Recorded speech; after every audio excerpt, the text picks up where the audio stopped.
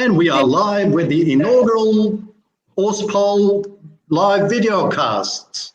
Hello, Denise. Hello, Kim. All the way from Sydney. I think you're in Bali. I am in Bali, yes. It's warm here. It's a bit chilly in Sydney. And welcome to those who are watching us live either through Facebook or on Crowdcast. We're really pleased that you're joining us on this first Auspol live video stream. Please bear with us. Today's really just about trialling the tech and for Kim and I to kind of get to know it a little bit more. But thanks to those that are joining us.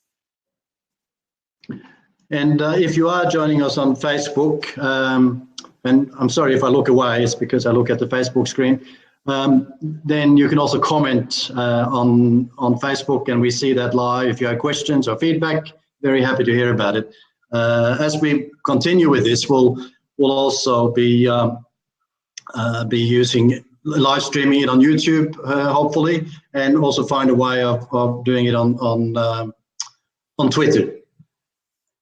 Yes, it so does. What are we going to talk about today, Denise?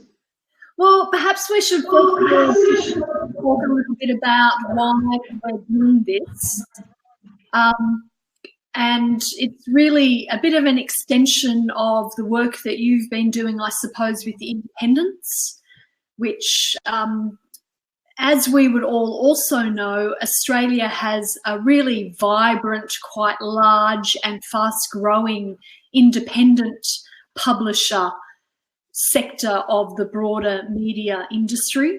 But what I kind of recognise and have recognised is that there's not a lot of broadcast information in that independent end. So there isn't a lot of podcast or audio or visual content. So the podcast that I produce most Fridays, I suppose, is a bit of a nod to filling that gap. And this video now is sort of a further nod to trying a different kind of format and really, hopefully presenting views in a different way, which is through video content. I was quite inspired by Young Turks in the US, which is a massive YouTube channel. We just don't seem to have anything like that here. So perhaps this is a little bit of a seed that we can grow, and that perhaps others can also take on and get involved and so on. Yes, and I guess the technology as an enabler is great. As I said, we will be streaming this also on YouTube. And Denise and I talked about a few times that the far extreme right seem to have all kinds of channels that they kind of get their messages out on. And although we don't want to be partisan in this, our focus is a bit different. There needs to be room for independent media also in this format, and that's what we're trialing out, and hopefully we'll expand on. And if I can add to what Denise is saying, I mean, it's obviously initially here around the Auspol community, but we really want to focus on reform. We want to focus on ideas and not ideology.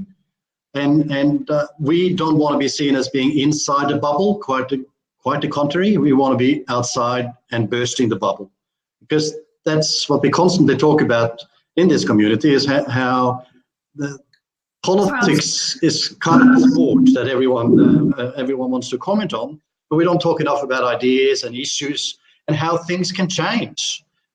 That's kind of what I'm passionate about, is change.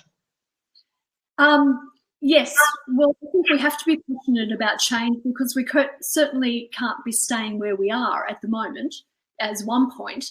But I think what I get really frustrated about with a lot of the video-based commentary or broadcast commentary that I hear is it gets very caught up in the day-to-day. It gets very caught up in the, I think we've spoken about the commentating Australian politics like it's a sport. So there has to be a winner, there has to be a loser, but they also really look at the day-to-day actions and get very distracted by that. Whereas some points that I've been making on Twitter of late is when you actually understand the principles of neoliberalism, the principles perhaps too of authoritarianism, then actually what you see on a day-to-day basis is not really too much of a surprise.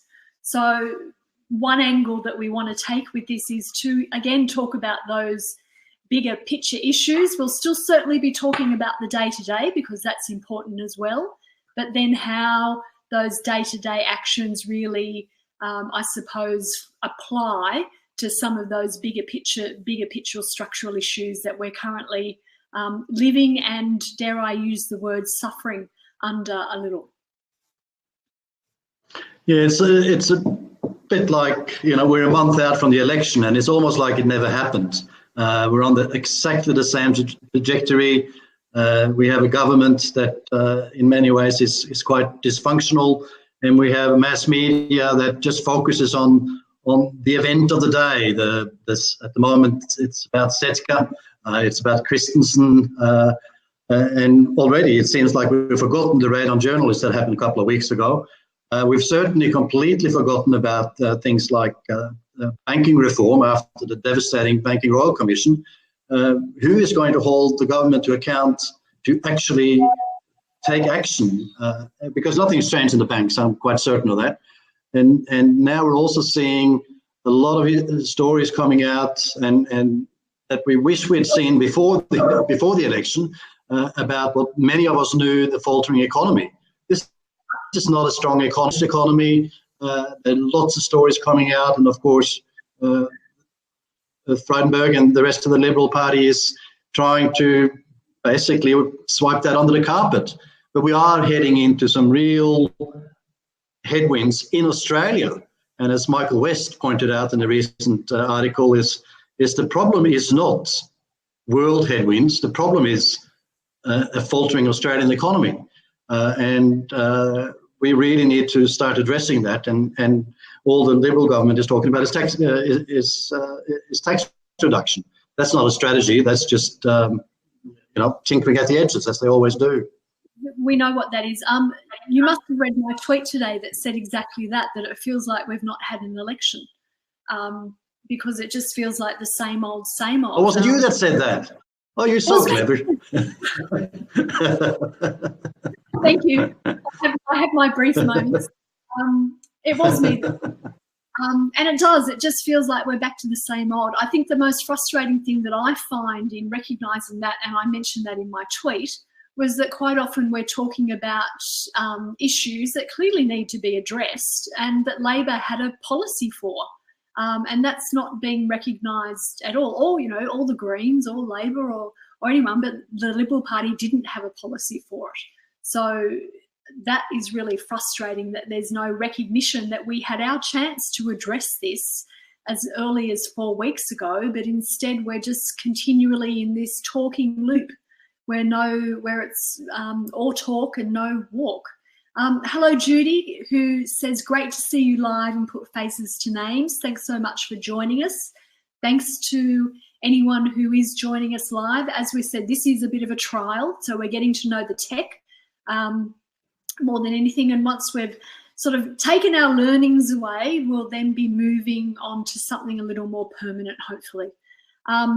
But yes, we've obviously got some of those really large issues. I mean, just then, Kim, when you mentioned the Banking Royal Commission, I mean, gosh, you're right. I had almost forgotten about that. The Aged Care Royal Commission also got a brief mention on the news this morning. But again, that really hasn't attracted too much attention. Again, I just feel like media gets so drawn into the day-to-day. And as I said, it's important, and we'll still certainly be talking about it, on this platform.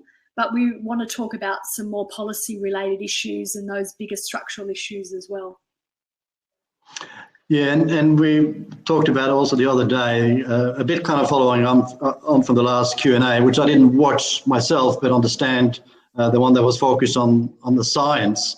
And I heard lots of people saying, oh, it was great. And it was politician-free zone, which is always quite refreshing, because then you actually get to talk about real issues and not the appearance of issues. And one of the things we'd like to do here too is to invite more commentary around the economy, and inviting economists, particularly those without too much of a vested interest, to discuss what's happening with the economy. I'd love to welcome people like Richard Dennis, the Cook, and others onto the show. And that's what this platform lends itself to. We can actually have a panel of up to 4 people at the same time, and we can kind of do a little bit of our own drum, if you like. So we're very open to suggestions to people to talk about, people that want to get involved. This is about independent media and how we can sort of run an agenda of reform and change, and not just sit on the left or right turf and throw mud at each other, which is what they do in Parliament. The Royal Banking Commission, I'm absolutely flabbergasted, and it didn't even run much of a mention during the election. It's such a big issue that really needs to be addressed, and exactly what happened after the global financial crisis. There were lots of ideas about how things should change, and very little changed. And a lot of the same circumstances that were in place leading up to the global financial crisis are now still in place because it's changed. The banks exactly the same way they have before. They'll posture a bit and they'll make some adjustments here and there. But the only thing we've seen so far is how the government, prior to the election, reneged on what to me was one of the important recommendations of the Royal Commission, which was changing how trading commissions worked for mortgage brokers. But they caved in immediately. Immediately they caved into to a bit of pressure from the mortgage broker industry. And if that's what we're going to see, then that whole Royal Commission is going to be for nothing. Well, I mean, on that particular point, we know that the real estate industry, of course, was very active in the negative gearing scare campaign. Personal letters from real estate agents. Rain and Horn was one business that was certainly mentioned, sort of warning people about rent increases and what would happen with negative gearing. None of that, of course, based in fact.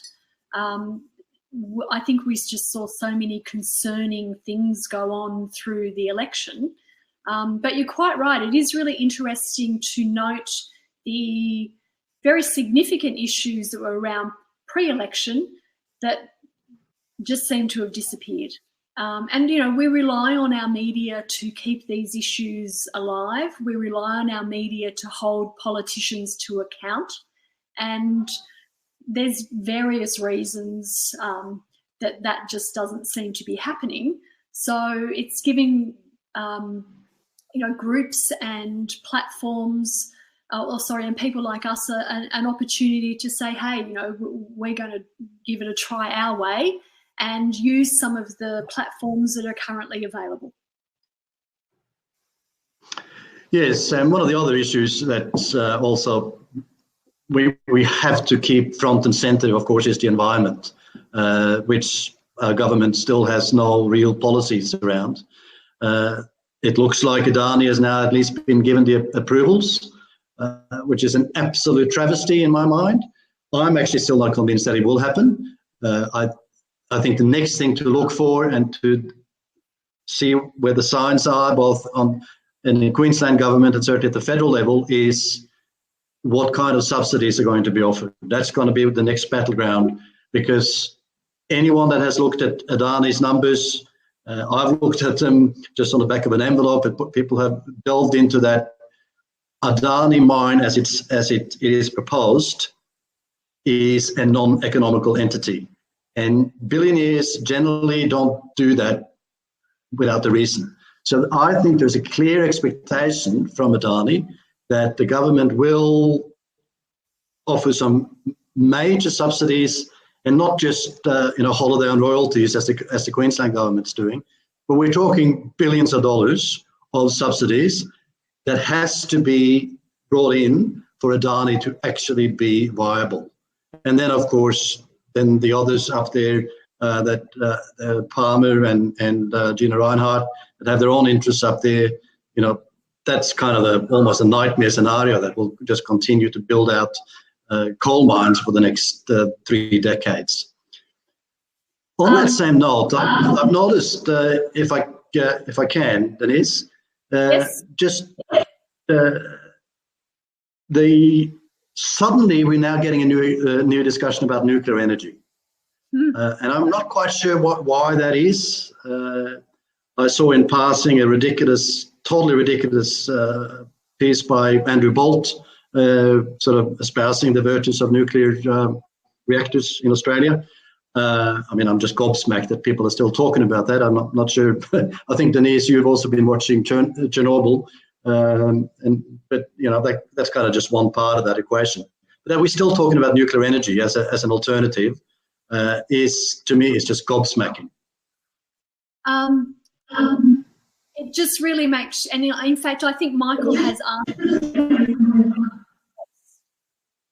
asked what's the financials, like who's benefiting from this, who's got the financial interests in it, because that really is the reason why it's being raised again. It makes my sort of not great understanding of nuclear, or basic understanding of nuclear, is that it takes a long time to build. It's expensive.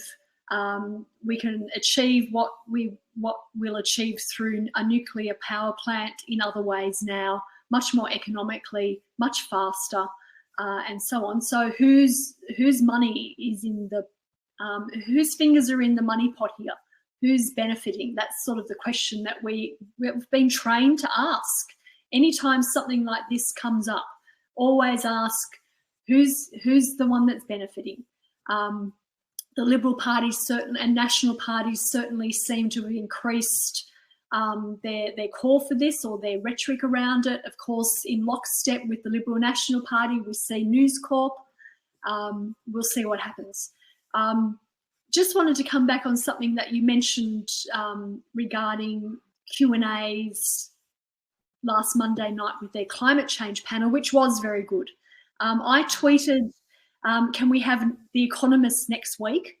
But I agree. I really am looking forward to perhaps hosting or being involved or watching a panel on this format with some independent economists, where we're actually talking about some of the fundamentals in our economy, and certainly myth-busting a lot of the language that we see through the Liberal and National Party, and indeed through our media. Again, Michael West, terrific website, terrific investigative journalism. For those that don't know, I think it's michaelwest.com.au. He's certainly any excuse that this is international headwinds should straight away be rejected. But again, that's what the government will try to say, and sadly, parts of our media will let them get away with it. That's right.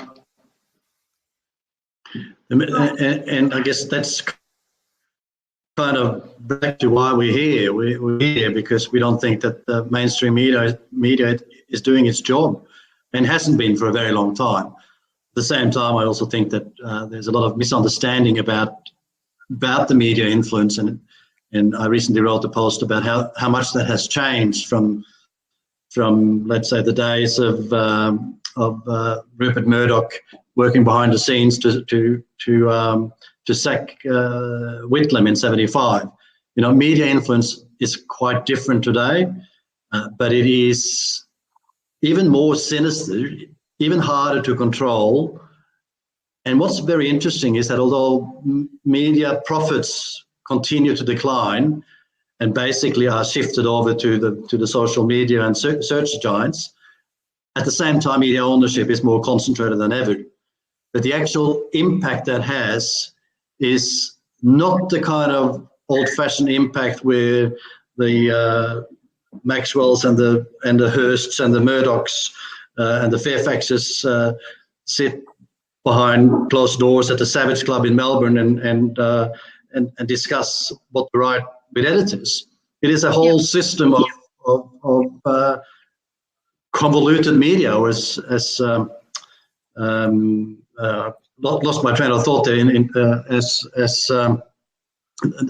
The concept of manufacturing consent is very interesting, and which has been around for a long time, is still kind of not quite well understood. But essentially, the evil circle of concentrated ownership, advertisers essentially controlling what's being published and how it's being published and when it's being published, and then that the biggest of all is how the collective of the mass media are so good at finding the common enemy, whether it's terrorism or coloured people or people of different ideas, immigrants, Jews, women.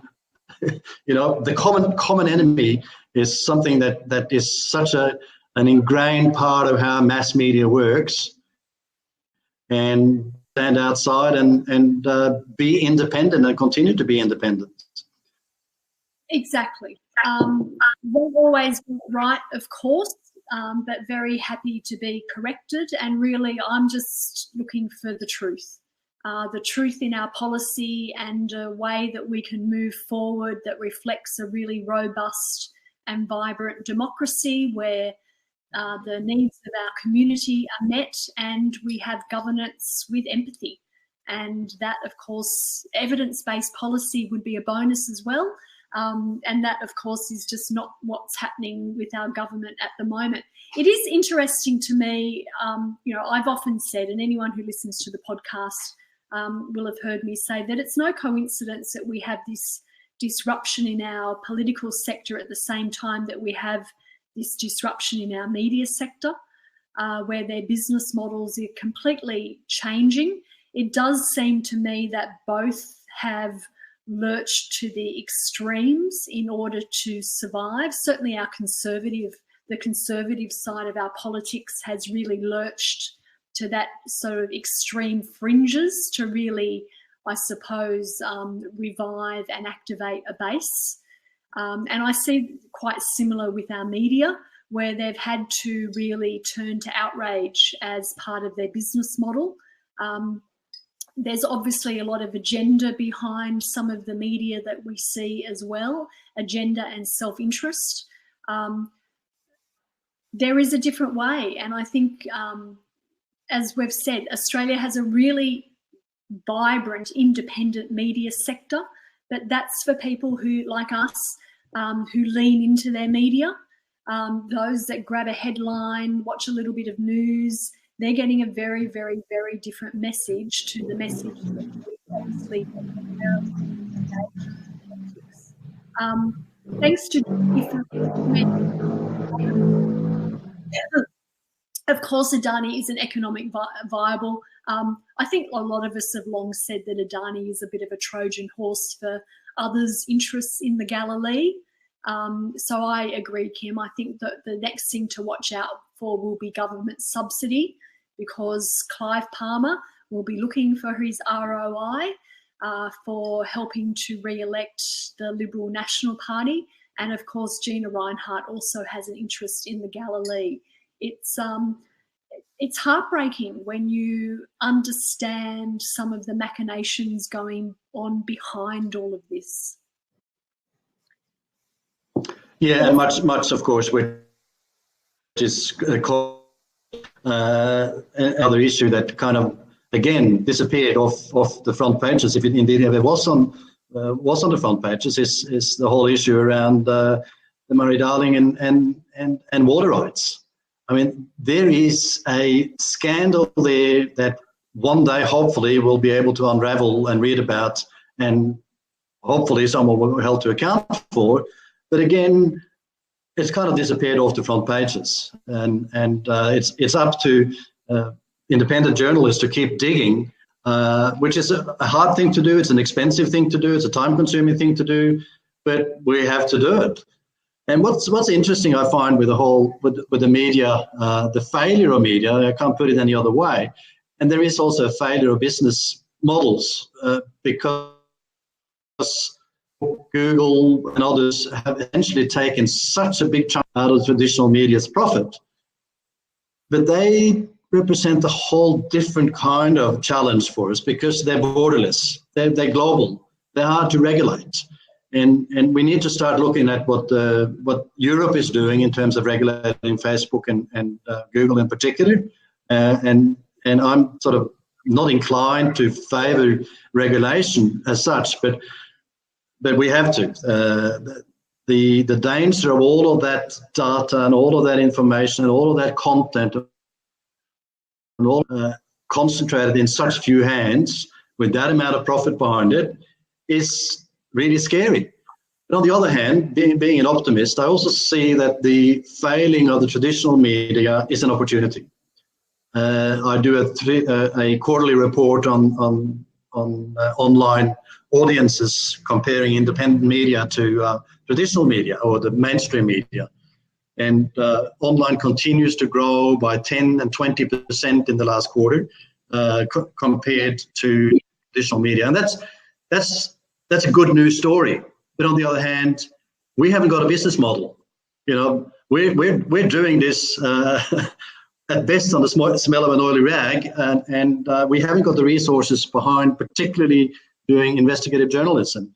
So that's something we're constantly searching for. How can we do this? And there's a report out last week, which I will write about in more detail, done by Reuters on the proliferation of online media. And one of the very interesting things it shows very clearly is that although the subscription model of online media is starting to work, it too tends to concentrate along a single subscription. What I'm trying to say is, or what Reuters is saying is that although people are prepared to take out subscriptions to online, they'll only do one or at best two. And of course, what we need is diversity. And what I say to people around my initiative on the independent media is there is no way, there is no one source of media anymore.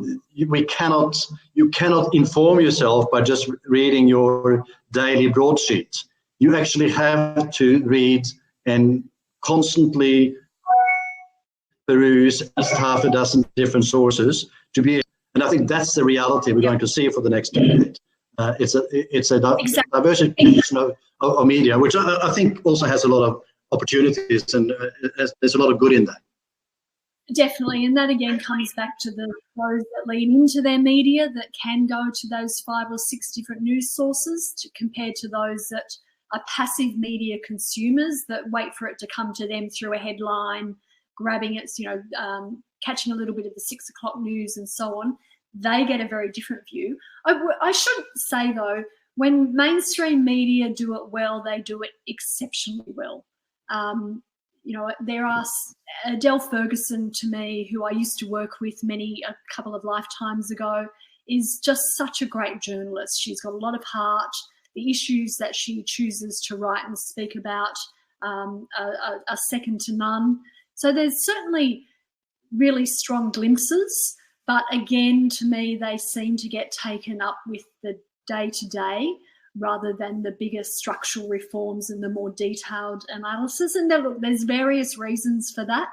But again, independent media, to me, has been doing the heavy lifting in public interest journalism for some time. And in some ways, this is a little bit of a nod to that. But yeah. Yes, and that's a great note to finish on, to kind of round things off. We had to limit today to 30 minutes, and we're almost there. But just coming back to what we were saying initially is what we're all about is actually reform. And on another optimistic note, what happened in Hong Kong over the last week, where people power, at least for now, is working.